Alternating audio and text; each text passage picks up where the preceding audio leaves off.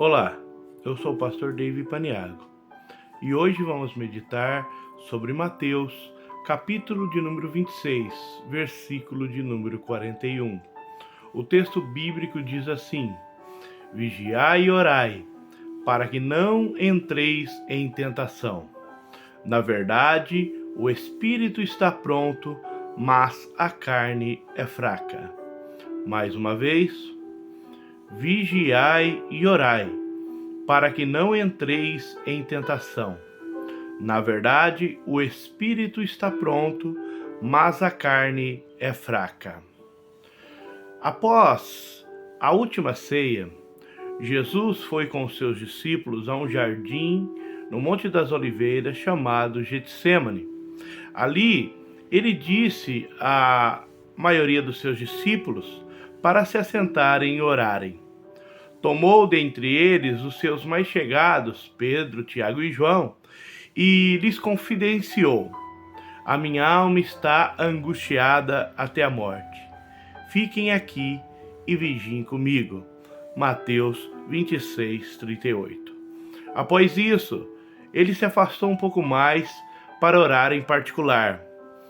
Quando retornou, para sua surpresa, os achou dormindo. E então ele diz: Vigiai e orai, para que não entreis em tentação. Vigiar.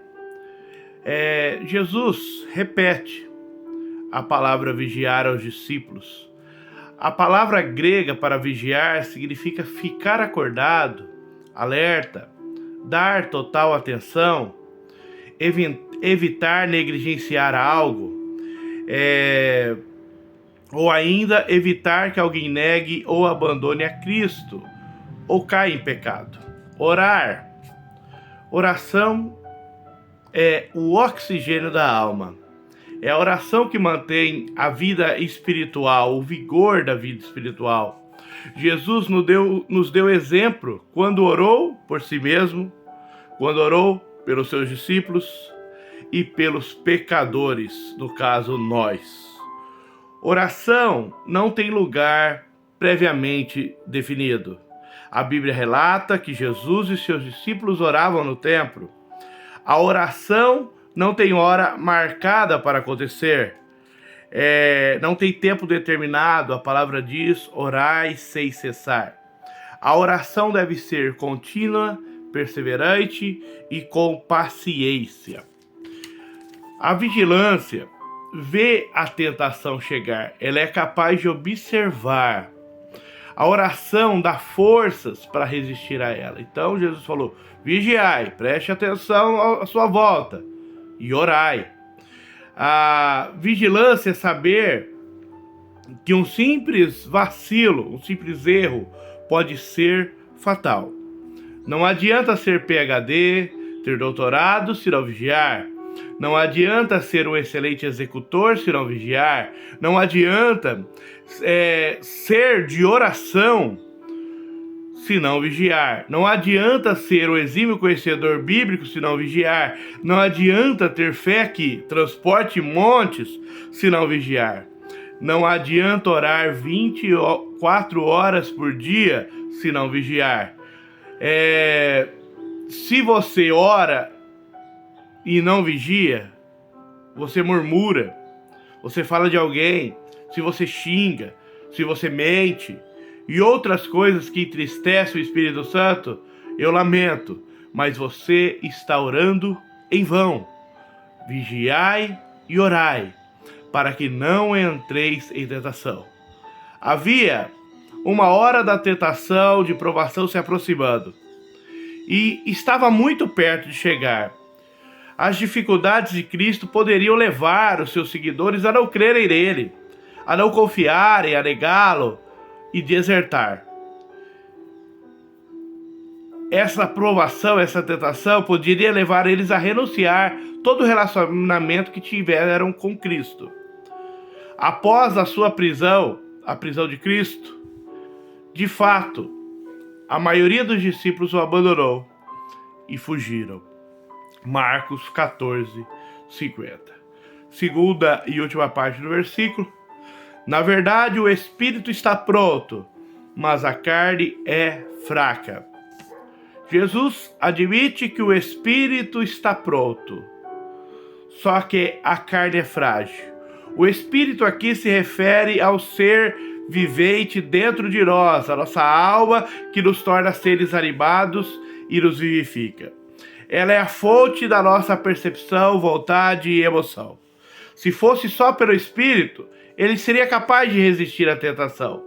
Mas quando a carne entra em cena, há um enfraquecimento natural e peculiar do ser humano.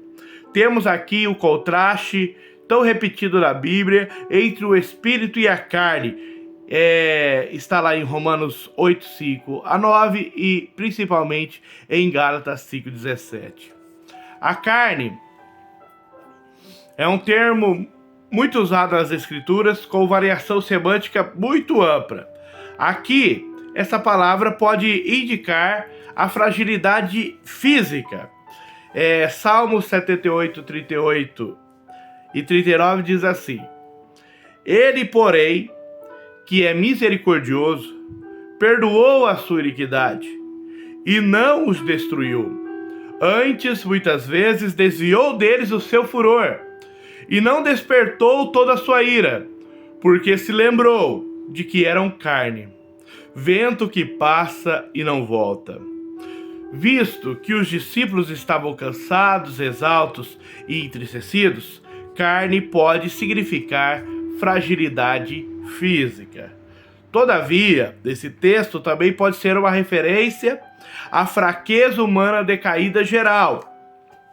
Efésios 2,3 diz assim: entre os quais todos nós também andávamos nos desejos da carne, fazendo a vontade da carne e dos pensamentos. Algumas versões traduzem carne por natureza humana. Por causa da associação à palavra tentação, a expressão pode indicar as coisas simultâneas ou qualquer uma dessas interpretações da palavra carne. E o tempo passa e hoje vivemos nesse mundo como seguidores de Cristo.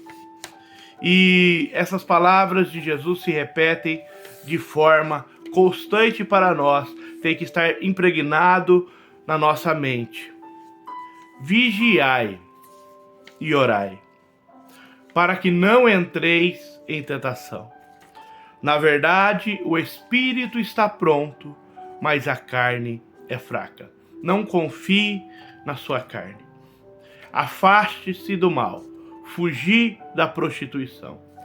Perceba a hora da tentação e ore que o Senhor Jesus vos dará força, porque nenhuma tentação é capaz de nos derrubar, porque Deus, Ele administra a medida correta, a medida que podemos suportar.